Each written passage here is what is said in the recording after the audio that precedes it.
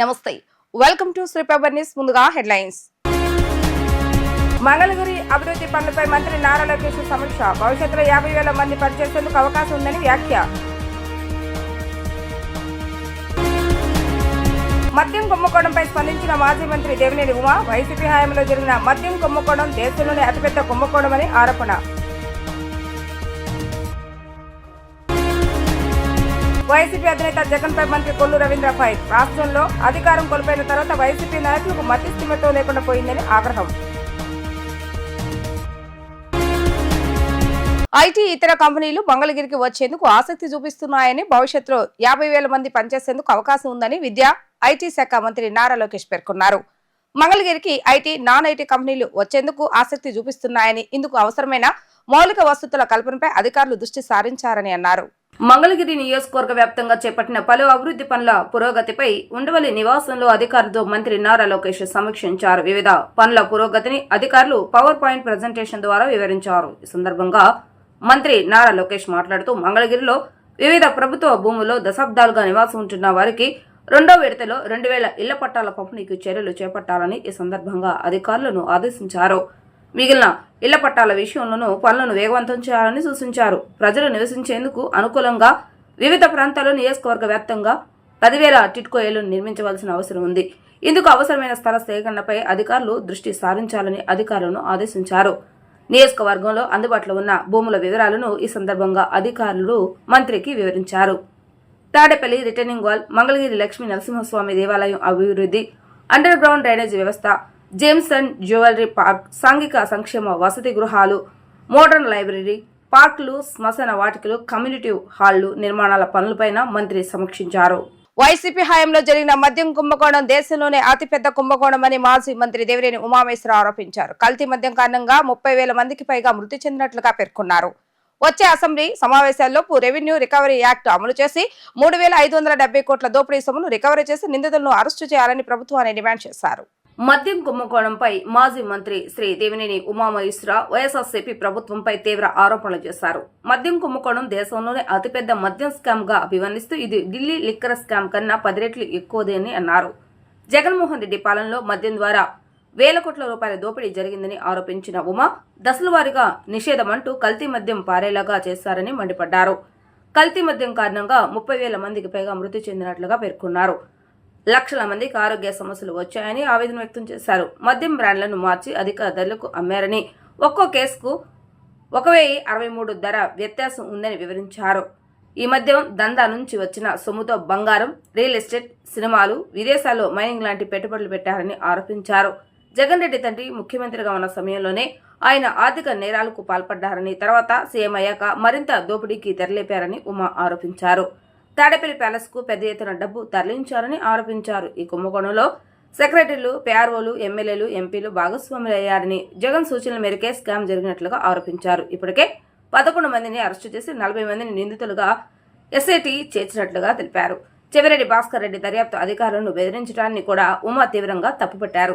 సజ్జల రామకృష్ణారెడ్డి వ్యాఖ్యలపై విమర్శలు చేస్తూ మృతుల కుటుంబాల ఉసురు మీకు వదలదని హెచ్చరించారు.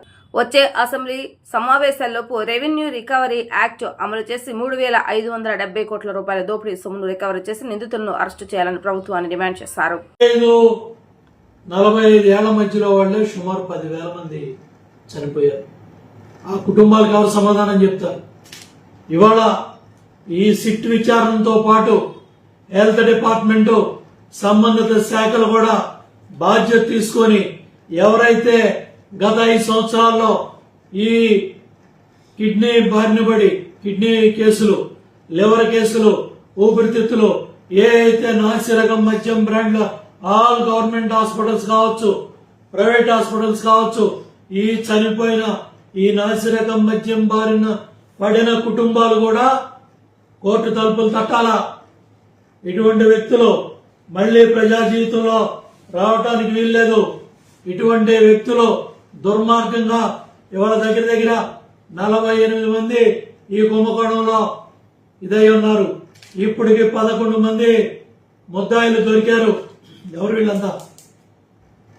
జగన్మోహన్ రెడ్డి దగ్గర సెక్రటరీలుగా పనిచేసిన వాళ్ళు, పిఆర్ఓలుగా పనిచేసిన వాళ్ళు, తనతో పాటు ఎమ్మెల్యేలుగా పనిచేసిన వాళ్ళు, తనతో పాటు ఎంపీలుగా పనిచేసిన వాళ్ళు, తనతో పాటు రాజ్యసభ ఎంపీగా పనిచేసిన వాళ్ళు, తనతో పాటు ఎవరైతే దందాలో భాగస్వాములయ్యారో ఇవాళ విదేశాలకు పంపించేశారు, సెల్ ఫోన్లు బాగొట్టేశారు. ఇన్ని దుర్మార్గాలు చేసిన జగన్మోహన్ రెడ్డి శాసనసభకి వెళ్లకుండా కబుర్లు చెప్తా ఉన్నాడు. ఎందుకు చెప్తున్నాడంటే కబుర్లో శాసనసభకి వెళ్తే చర్చ జరుగుద్ది, చర్చ జరిగితే బ్రాండ్లన్నీ బయటకు వస్తాయి, చర్చ జరిగితే చనిపోయిన కుటుంబాల పేర్లు బయటకు వస్తాయి, చర్చ జరిగితే గవర్నమెంట్ హాస్పిటల్లో జరిగిన చర్చ అంతా కూడా బయటకు వస్తుంది. కాబట్టి అవన్నీ కూడా రాకుండా ఉండాలనే ఇవాళ జగన్మోహన్ రెడ్డి ట్వీట్లు పెట్టి ఇవాళ బెంగళూరులో కాలక్షేపం చేస్తూ ఎవరైతే యువకర్తలు ఉన్నారో ఆ యువకర్తలను పెట్టుకొని గంజాయి బ్యాచ్ కి నువ్వు వెళ్ళి సానుభూతి వాక్యాలు చెప్తావు. అట్లాగే ఇవన్నీ కూడా జగన్మోహన్ రెడ్డి ఒక ప్రణాళిక ప్రకారం, ఒక పథకం ప్రకారం ఒక్క లిక్కర్లోనే ఇన్ని వేల కోట్లు, దగ్గర దగ్గర ఈ 3,000 కోట్లు 30,000 కోట్ల దాకా వెళ్తుందో, ఎక్కడ దాకా వెళ్తుందో ఈ ఛార్జ్ షీట్లన్నీ బయటకు వస్తే గానీ తెలీదు. అన్నిటికీ మూల విరాట్ జగన్మోహన్ రెడ్డి కనుసన్నల్లోనే ఈ అధికార యంత్రాంగాన్ని అంతా కూడా భ్రష్టు పట్టించి అధికార యంత్రాంగం ఇవాళ చూడండి, జగన్మోహన్ రెడ్డి ప్రభుత్వ పరిపాలనలో పనిచేసిన డీజీలుగా పనిచేసిన వాళ్ళు జైలుకి వెళ్ళి వచ్చారు, ఐఏఎస్లుగా పనిచేసిన వాళ్ళు కొంతమంది జైలుకి వెళ్ళి వచ్చారు. ఏదైతే 5 సంవత్సరాల్లో ఈ షెల్ కంపెనీలు పెట్టి జగన్మోహన్ రెడ్డి సిబిఐ ఈడీ విచారణలో 43,000 కోట్లు దొరకటం వల్ల ఈ తడవ ఏం చేశాడంటే ఈ డబ్బంతా కూడా వేల కోట్ల రూపాయలు బంగారంలోకి వెళ్ళింది. మొన్న పొద్దుటూరులో ఈ బులియన్ మార్కెట్ బంగారం షాపులలో చెప్తున్నారు ఇవాళ 10 గ్రాములు కొనుక్కొని మరి పెళ్లి చేసుకునే సామాన్యులు కూడా అయ్యా ఈ రేట్ ఎందుకు అయ్యా ఇంత పెరిగిందంటే ఏం చెప్తామమ్మా, వేల కోట్ల రూపాయలు బంగారు బిస్కెట్లలో మార్చేసి విదేశాలకు తరలించారు, ఎస్టేట్లలో భూమిలో దాచారు, కంటైనర్లో 500 నోట్ల కట్టలన్నీ కూడా ఎక్కడికి వెళ్ళాయో కూడా ఊహకందని విధంగా దోపిడీ చేశారు. పోలీస్ యంత్రాంగాన్ని అడ్డం పెట్టుకొని 151 సీట్లు మతంతో అధికార దర్పంతో ఈ దుర్మార్గాలన్నీ పాల్పడ్డాడు. ఎన్నికల్లో 100 కోట్లు ఈ దోచుకున్న డబ్బులోంచి ఎలక్షన్ డబ్బులు వెళ్ళిపోయాయి. 100 కోట్లు ఒక్కొక్క జిల్లాకి 100 కోట్లు ఖర్చు పెట్టాడు. అట్లాగే సిద్ధం సభకి ఒక్కొక్క సభకి 25-30 కోట్లు 50 కోట్లు ఖర్చు పెట్టాడు. సిద్ధం 175 అని ఆ డబ్బంతా కూడా పేదవాడి రక్తం తాగి ఆ నాసిరకం మద్యంతో ఇన్ని వేల కోట్లు సంపాదన దోపిడీ చేసి ఇంకా జగన్మోహన్ రెడ్డి శ్రీరంగ నీతులు చెప్తా ఉన్నాడు. బయట దేశాల్లో బ్యాంకులు పెట్టడం ఏంటి, బయట దేశాల్లో ఆఫ్రికన్ కంట్రీస్ లో మైనింగ్ వ్యాపారాలు ఏంటి, మొత్తం 1, 2, 3 ఎన్నో కుట్రలో కుతంత్రాలు ఇవన్నీ కూడా ఉన్నాయి. ఇవి ఆరోపణలు ఇవన్నీ కుట్రపూరితమని జగన్మోహన్ రెడ్డి కలబొల్లి కబుర్లు చెప్తా ఉన్నాడు. జగన్మోహన్ రెడ్డితో సహా ఈ దొంగలంతా కూడా జైళ్లకు చేరాలి, కేసులు త్వరితగతంగా ట్రయల్ జరగాలి, వీళ్ళకి కఠినమైన శిక్షలు పడి శాపనార్థాలు పెడుతున్నాడు. పిల్లి శాపనార్థాలు సజ్జల రామకృష్ణారెడ్డి, నీ పిల్లి శాపనార్థాలు నీలాంటి దుర్మార్గులు ఈ సజ్జల రామకృష్ణారెడ్డి అవ్వచ్చు, ఈ వైవి సుబ్బారెడ్డి అవ్వచ్చు, ఈ దుర్మార్గులంతా కూడా జగన్మోహన్ రెడ్డితో దుష్ట చతుష్టయంగా తయారయ్యి ఈ దుర్మార్గులంతా కూడా ఈ వేల కోట్ల దోపిడీకి భాగస్వాములై నిన్న పిల్లి శాపనార్థాలు పెడుతున్నాడు. ఉసురు తగ్గుతుందని. ఎస్, సజ్జల రామకృష్ణారెడ్డి, జగన్మోహన్ రెడ్డి, మీ వైసీపీ నాయకులందరూ కూడా ఈ 30,000 మంది ఎవరైతే నాసిరకం మద్యం బారిన పడి చనిపోయారో వాళ్ళందరూ ఉసురు తగ్గుతుంది. రాష్ట్రంలో అధికారం కోల్పోయిన తర్వాత వైసీపీ నాయకులకు మతి స్థిమితం లేకుండా ప్రవర్తిస్తున్నారని మంత్రి కొల్లు రవీంద్ర అన్నారు. వైసీపీ నాయకులు రప్పా నరుగుతా అంటే మేము చూస్తూ ఊరుకుంటామా అని రాష్ట్రంలో శాంతి భద్రతలకు విఘాతం కలిగించే విధంగా వైసీపీ ధోరణి ఉందని మండిపడ్డారు. రాష్ట్రంలో వైఎస్ఆర్ కాంగ్రెస్ పార్టీ నిర్విరామంగా చేస్తున్న వివాదాస్పద వ్యాఖ్యలపై మంత్రి కొల్లు రవీంద్ర స్పందించారు. అధికారం కోల్పోయిన తర్వాత వైఎస్ఆర్ కాంగ్రెస్ పార్టీ విచక్షణ కోల్పోయి మాట్లాడుతున్నారని ఆగ్రహం వ్యక్తం చేశారు. రప్పారప్పా నరుకుతా అంటూ వివాదాస్పద వ్యాఖ్యలు చేస్తున్నారంటే వారి మతి స్థిమితం ఏ విధంగా ఉందో అంటూ వ్యంగ్యం ప్రదర్శించారు. వాళ్లు రప్పారప్ప అంటే చూస్తూ ఊరుకోమని రాష్ట్రం అభివృద్ధి సంక్షేమ దిశగా ముందుకు వెళ్తుందని చెప్పారు. ఈ నేపథ్యంలో వైసీపీ శాంతి భద్రతలకు విఘాతం కలిగించే విధంగా ప్రవర్తిస్తుందని మండిపడ్డారు. మాజీ ముఖ్యమంత్రి జగన్ మతి స్థిమితం లేక పర్యటనలు చేస్తున్నారని, తన పర్యటనలో తన కార్యకర్తల్ని బలి తీసుకుంటున్నారని అన్నారు. రాష్ట్రాన్ని నారా చంద్రబాబు నాయుడు అభివృద్ధి పదవులను నడిపిస్తున్నారని, వైసీపీ కూటమి ప్రభుత్వంపై బురద జల్లే ప్రయత్నం చేస్తుందని అన్నారు. ఏకైక మంచి ప్రభుత్వం ఉండడం వల్ల అభివృద్ధి చెందింది. మన రాష్ట్రానికి కూడా ఎన్ని మాయమాటలు చెప్పినా, ఎన్ని తప్పిదాలు మనం తప్పించడానికి ప్రయత్నం చేసినా ఇవాళ చూసాం వైఎస్ఆర్ పార్టీ నాయకులు మైండ్ చెడిపోయినట్టు రప్ప మనకు చేత కదా. ఇవాళ కేవలం పల్నాడు జిల్లాకి వెళ్ళి పల్నాడు జిల్లాలో ఎప్పుడో సంవత్సరం క్రితం ఈయన చెప్పినటువంటి వైనాట్ 175 చెప్పడం లేదా? వైనాట్ 175 ఆయన నమ్మి పాపం పిచ్చాడు, పంజం కట్టాడు, ఆ పంజంలో ఓడిపోయాడు, అప్పు కట్టలేక ఆత్మహత్య చేసుకున్నాడు. వాడిని వెళ్ళి పలకరిస్తే కట్ట అక్కడికి వెళ్ళి రప్ప అతను ఎవరు సంగయ్య అని చెప్పి ఆ కార్యకర్త కారు కింద పడింది కూడా కళ్ళకు కనపడలేదు, అవి తొక్కిచ్చి చంపేశారు. అంటే చూడండి ఎట్లాంటి మనస్తత్వం ఉన్నటువంటి వ్యక్తులు ఒకసారి ఆలోచించాలి. ఒక ఆయన మాట్లాడతాడు, ఒక పక్క అంతానేమో ఇంట్లోంచి లాక్ కొడతారంట, ఒక పక్క అంతానేమో తలకాయ తీసేస్తారంట. అంత అమాయకులని పిచ్చోళ్ళేంటి ఇవాళ చూపించారు. ఈ రకంగా ప్రవర్తిస్తే 151 నుంచి 11 దిగజార్చారు. ఇదే రకంగా మీరు ముందుకెళ్తే 11 నుంచి 0కి దిగజార్చే పరిస్థితి ఈ రాష్ట్రంలో ఉంటుందని ఈ సందర్భంగా తెలియజేస్తాను. రాష్ట్ర ప్రజలకు అభివృద్ధి సంక్షేమం సమానంగా అందించాలన్న దృఢ సంకల్పంతో కూటమి ప్రభుత్వం పనిచేస్తుందని రాష్ట్ర రోడ్డు భవనాల శాఖ మంత్రి వీసీ జనార్దన్ రెడ్డి స్పష్టం చేశారు. టీడీది ప్రజా సంక్షేమం అయితే వైసీపీది రౌడీల సంక్షేమం అని అన్నారు. గత ప్రభుత్వంలో రాష్ట్రానికి ఒక్క పరిశ్రమ కూడా వచ్చిన దాఖలు లేవని అన్నారు. ముఖ్యమంత్రి నారా చంద్రబాబు నాయుడు కూటమి ప్రభుత్వంతో రాష్ట్రంలో పెట్టుబడులు పెట్టేందుకు పరిశ్రమలు ముందుకు తీసుకొస్తున్నారని అన్నారు. ఏడాది కాలంలోనే పరిశ్రమల స్థాపనతో లక్షలాది మంది నిరుద్యోగ యువతకు ఉద్యోగ ఉపాధి అవకాశాలు కల్పిస్తామని అన్నారు. సరే, ప్రభుత్వాన్ని పడగొట్టేది చేసేది జగన్మోహన్ రెడ్డో ఇంకొక లీడరో కాదు. ప్రజలు పడగొడతారు, ప్రజలు వ్యాపారం చెప్తారు. ఇప్పుడు ఒకసారి పడగొట్టినారు కదా జగన్మోహన్ రెడ్డి గారిని, ఎందుకంత తొందర? ఇంకా టైం ఉంది, 4 సంవత్సరాలు. కూటమి ప్రభుత్వం అనుకున్న ప్రతిదీ చేయగలుగుతున్నాము.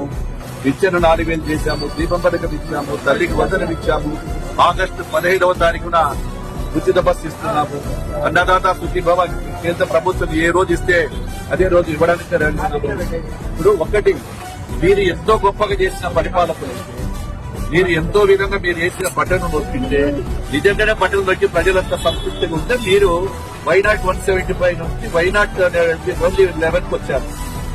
అది ప్రజలు మీరు జరిగారా మీకు కూడా అందరికీ తెలుసు. Thank you. విజయవాడ నగర ప్రజలకు భవానీపురం హెడ్ వాటర్ కేంద్రం నుండి సురక్షితవంతమైన త్రాగునీరు అందజేయాలని విఎంసీ నగరపాలక సంస్థ అధికారులకు ఎన్టీఆర్ జిల్లా కలెక్టర్ లక్ష్మీషా ఆదేశించారు. ప్రకాశం బ్యారేజీ ఎగువ ప్రాంతంలో గత 4 రోజుల నుంచి కురుస్తున్న భారీ వర్షాల కారణంగా బ్యారేజీకి చేరుతున్న వరద నీరును శుభ్రపరిచి ప్రజలకు మంచి ఆరోగ్యకరమైనటువంటి త్రాగునీరు అందజేసేందుకు చర్యలు తీసుకోవాలని కోరారు. పశ్చిమ నియోజకవర్గంలోని భవానీపురం హెడ్ వాటర్ వర్క్ కేంద్రంలో మున్సిపల్ అధికారులతో కలిసి ఎన్టీఆర్ జిల్లా కలెక్టర్ లక్ష్మీషా త్రాగునీటి పంపు ప్రాంతాల పనితీరును పరిశీలించారు. 4 ర్యాపిడ్ ఇసుక ఫిల్టర్లు మరియు 4 అవక్షేపణ ట్యాంకులు ఉపయోగంలో ఉన్నాయని మున్సిపల్ అధికారులు కలెక్టర్కు వివరించారు. నీటిని క్రిమి సంహారక చేయడానికి క్లోరిన్ వాయువును ఉపయోగిస్తున్నామని కలెక్టర్కు చెప్పారు. శుద్ధి చేసిన నీటిని భూగర్భ సంపులో నిల్వ చేసి దాని నుండి నగరంలోని వివిధ శాఖలకు పంపు చేస్తున్నారు. కలెక్టర్ వాటర్ శాంపుల్ను పరిశీలించారు. ర్యాపిడ్ స్టాండ్ ఫిల్టర్ యొక్క బ్యాక్ వాషింగ్ ప్రక్రియను వివరించారు. టర్బిడి మరియు క్లోరిన్ స్థాయిల పరీక్షను ప్రయోగశాలలో జరుగుతున్న తీరును కలెక్టర్కు అధికారులు వివరించారు. ఏది ఏమైనా అధికారులు వాటర్ సప్లై విషయంలో ప్రజలకు ఎలాంటి ఇబ్బందులు కలగకుండా జాగ్రత్తలు తీసుకుని శుద్ధి చేసిన వాటర్ను పంపుల ద్వారా పంపే విధంగా చర్యలు తీసుకోవాలని కలెక్టర్ లక్ష్మీషా నగరపాలక సంస్థ అధికారులను కోరారు.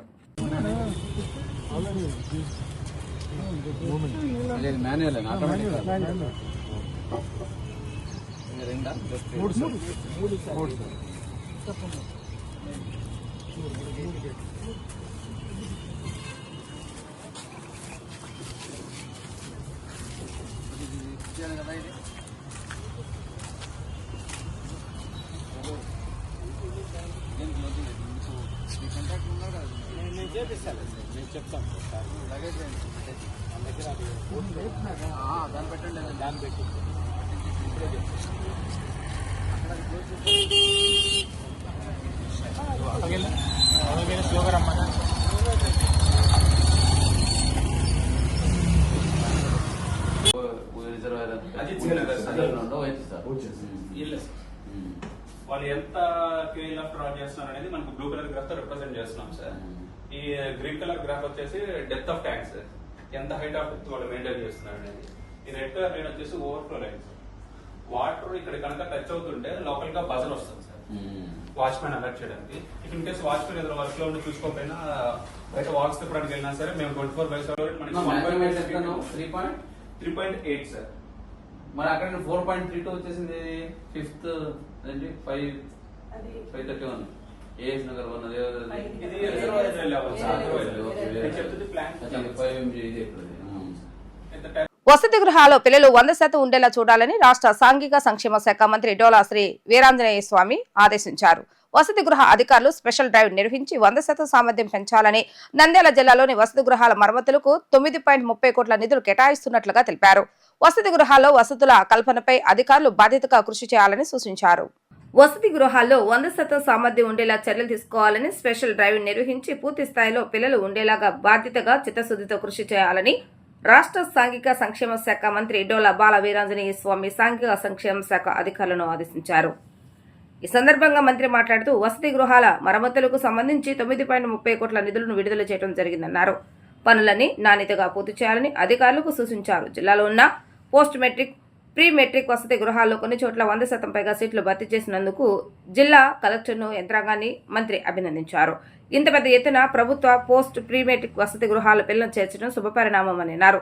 అదేవిధంగా ఇంకా ఎక్కువ శాతం సీట్లు కావాలని కూడా దరఖాస్తులు వస్తున్నాయని, అందుకు తగిన చర్యలు తీసుకోవడం జరుగుతుందని తెలిపారు.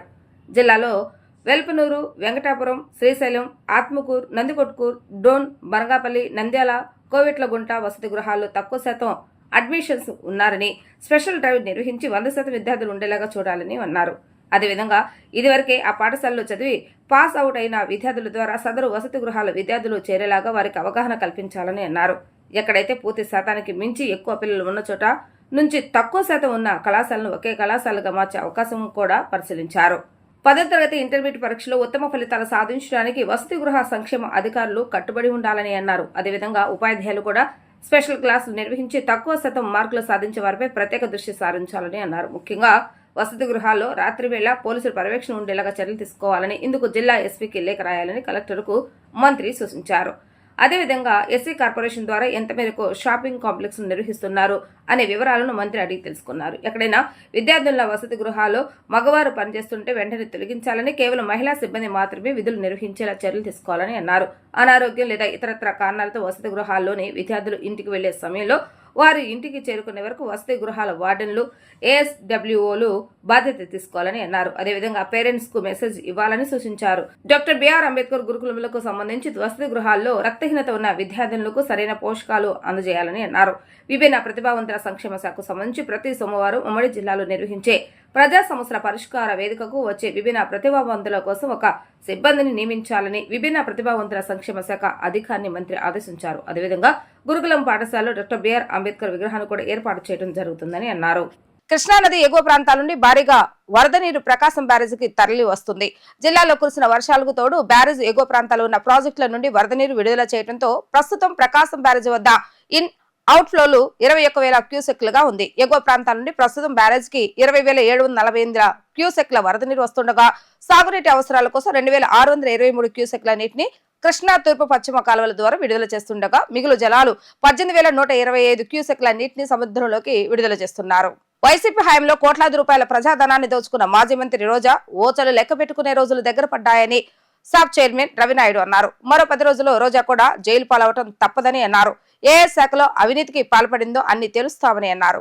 తిరుపతి ప్రెస్ క్లబ్ లో ఏర్పాటు చేసిన విలేకరుల సమావేశంలో సాబ్ చైర్మన్ రవినాయుడు మాట్లాడుతూ మరో 10 రోజుల్లో రోజా కూడా జైలు పాలవటం తప్పదన్నారు. ఏ శాఖలో అవినీతికి పాల్పడిందో అన్ని తేలుస్తామని అన్నారు. చట్టపరంగానే చర్యలుంటాయని వివరించారు. వైసీపీ దొంగల పార్టీ అని ముద్రపడేందుకు తిరుపతి ఉప ఎన్నిక కారణమని, దీనిపై ఎన్నికల కమిషన్ కు లేఖ కూడా రాశామని అన్నారు. రోజా తన శాఖల ద్వారా చేసిన అభివృద్ధి శూన్యం, సభ్య సమాజం తలదించుకునేలా నోరు పారేసుకోవడమే ఆమె పని అని మండిపడ్డారు. జగన్ ఓడిపోవడానికి ఒక రకంగా ఆమె కూడా కారణమే. సీఎం చంద్రబాబు నాయుడు దుర్భషలాడిన నీచ సంస్కృతి ఆమెది. లోకేష్, పవన్ కళ్యాణ్, నాగబాబు, చిరంజీవి, బాలయ్యలను ఇష్టానుసారంగా మాట్లాడి వారి తల్లులను అవమానిస్తూ నోరు పారేసుకుంది. నగర ఎమ్మెల్యే గాలి భానుప్రకాష్ ను కొడక అంటూ నువ్వు చేసిన వ్యాఖ్యలు సరైనవేనా రోజా, నువ్వైతే ఇష్టానుసారం మాట్లాడవచ్చు అని నిలదీశారు. మహిళలను కించపరిచే ఆమె మహిళల ఆత్మగౌరవం గురించి మాట్లాడటం విడ్డూరంగా ఉందని ఆయన అన్నారు. ఇక్కడ ఒక మాజీ మంత్రిగా పనిచేశారు. ఆమె చేసిన శాఖలు ఏమన్నా అభివృద్ధి చెందంటే శూన్యం. నోరేసుకొని మాట్లాడటమే ఆ పని. అది అసెంబ్లీ అయినా, గుడైనా, బడైనా, ఆమె ఇంట్లో అయినా, రోడ్డు మీద అయినా ఎలా పడితే అలా ప్రవర్తించడమే కాదు, ఆమె మాట్లాడే తీరు ఎంత వికృతంగా ఉందంటే సభ్య సమాజం ఎవ్వరు తల దించుకోని విధంగా. ఆ జగన్మోహన్ రెడ్డి గారి ప్రభుత్వం ఓడిపోయిందంటే ఆమె వల్ల కూడా. ఆమె నోటి మాటలతోనే సగం ఆ ప్రభుత్వానికి ఓటేయకూడదు అనుకున్నారు. తిరుమలకి వెళ్ళి మైకులు పెట్టుకొని మరి కొండకెళ్ళేదే తిట్టే దానికోసం, దేవుడి దగ్గర పోయి దండం పెట్టుకునే దానికోసం కాదు. ఎలా పడితే అలా మాట్లాడడం. చంద్రబాబు నాయుడు గారు తండ్రి వయసులో ఉన్న 4 సంవత్సరాలు ముఖ్యమంత్రి, 4 టర్మ్ ముఖ్యమంత్రిగా పనిచేసి ఒక సుదీర్ఘ రాజకీయ అనుభవం ఉండి ఈ రాష్ట్ర అభివృద్ధిలో, అది ఉమ్మడి రాష్ట్రమైనా ఇప్పుడైనా, ఈ దేశంలో అనేక సంస్కరణలు తీసుకొని రావడంలో ఆయన పాత్ర కీలకంగా ఉంటే, అలాంటి ఆయన్ని ఏకవచనంతో చంద్రబాబు, వాడు, పిల్లబిత్రే, లోకేష్ గారిని అయితే, పవన్ కళ్యాణ్ గారిని అయితే మరీ దారుణంగా, పవన్ కళ్యాణ్ గారి తల్లిని, భువనేశ్వరమ్మ గారిని, బ్రాహ్మణమ్మ గారిని, నాగబాబు గారిని, చిరంజీవి గారిని, ఇంకా బాలకృష్ణ గారిని, ఇంకెవరైనా మీడియా వాళ్ళు ప్రశ్నిస్తే మిమ్మల్ని. పచ్చకామర్లకి లోకమంతా పచ్చగా ఉంటుందని సామెత ఉంది. ఆ రకం అయిపోయింది లోకేష్ కి. ఎందుకంటే వాళ్ళ నాన్న ముఖ్యమంత్రిగా ఉన్నప్పుడు వాళ్ళ నాన్న సంతకాలు చేస్తే వీడు సూట్ కేసులు కలెక్ట్ చేసి వాడి పెళ్ళానికి ఇస్తే అది లెక్క పెట్టేసి వాళ్ళ అమ్మకి ఇస్తే వాళ్ళ అమ్మ ఎత్తుకపోయి హెరిటేజ్ లో పెడుతుంది. ఇక పిల్ల పిత్రేగాడు వార్డు మెంబర్ కి ఎక్కువ, ఎమ్మెల్యేకి తక్కువ. లోకేష్ గారు ఆడంగి లేదవల్లో దమ్ముందన్నోడు రమ్మను. తిరుపతి దొంగ ఓట్లకు సంబంధించి అసలు ఈ పార్టీ దొంగల పార్టీ అని ముద్ర పడింది ఆ దొంగ ఓట్లతో. అక్కడ కూడా దేవుని వాడుకున్నారు. దేవుడి దర్శనానికి వచ్చామని చెప్పారు. తర్వాత ఇంకో చెప్పారు. వారేమో పెళ్లికి వచ్చామన్నారు. తండ్రి పేరు కూడా మార్చేశారు. పుట్టుక జనన మరణాలను కూడా మార్చేసుకున్నారు. ఎవడికి పుట్టారో కూడా తెలియకుండా తండ్రి పేరు చెప్పని ఓటర్ కార్డులు అన్ని తీసుకొని వచ్చారు, ఆధార్ కార్డులు. దానికి సంబంధించి మళ్ళీ ఎలక్షన్ కమిషనర్ కి, సెంట్రల్ ఎలక్షన్ కమిషనర్ కి లేఖ రాయడం జరిగింది. సెంట్రల్ ఎలక్షన్ కమిషనర్ గారు కూడా తిరుపతి కలెక్టర్ గారికి గతంలో తిరుపతిలో ఎంపీ ఉప ఎన్నికల్లో తిరుపతిలో 35,000 ఓట్లకు సంబంధించి దొంగ ఓట్ల ప్రక్రియ జరిగింది. దాని మీద మీరు ఇచ్చిన వివరణ మాకు కరెక్ట్ గా లేదు. మళ్ళీ పూర్తి స్థాయిలో విచారణ చేసి ఎవరు ఆ రోజు ఆర్ఓగా ఉన్నారు, ఎందుకు ఆ పేరు మార్చాల్సి వచ్చింది, అంతకుముందున్న ఎవరైతే ఉన్నారో అతన్ని అప్పటికప్పుడు తీసేసి ఎవరు పర్మిషన్ లేకుండా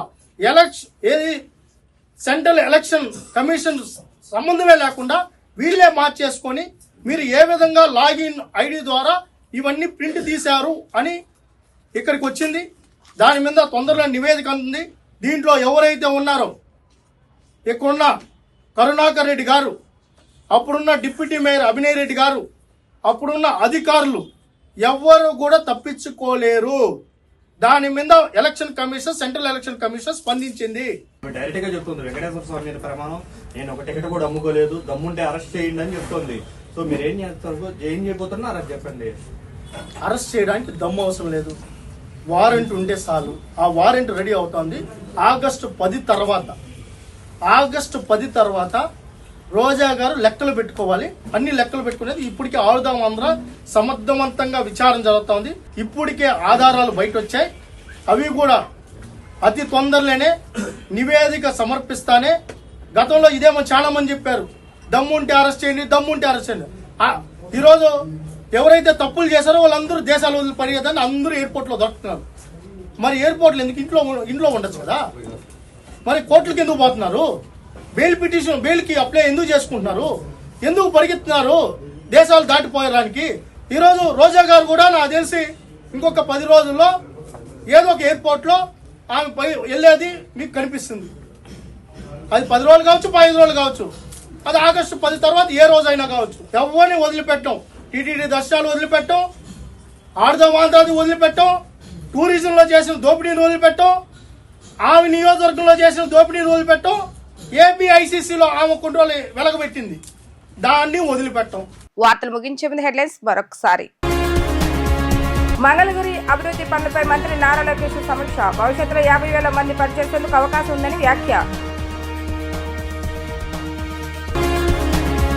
మద్యం కుంభకోణంపై స్పందించిన మాజీ మంత్రి దేవినేని ఉమా. వైసీపీ హయాంలో జరిగిన మద్యం కుంభకోణం దేశంలోనే అతిపెద్ద కుంభకోణమని ఆరోపణ. వైసీపీ అధినేత జగన్ పై మంత్రి కొల్లు రవీంద్ర ఫైర్. రాష్ట్రంలో అధికారం కోల్పోయిన తర్వాత వైసీపీ నాయకులకు మతిస్థిమితం లేకుండా పోయిందని ఆగ్రహం. ఇవి ఈ రోజు వార్తా విశేషాలు. మరలా తిరిగి ప్రసారమయ్యే వార్తల్లో మళ్ళీ కలుద్దాం. అంతవరకు సెలవు. నమస్కారం.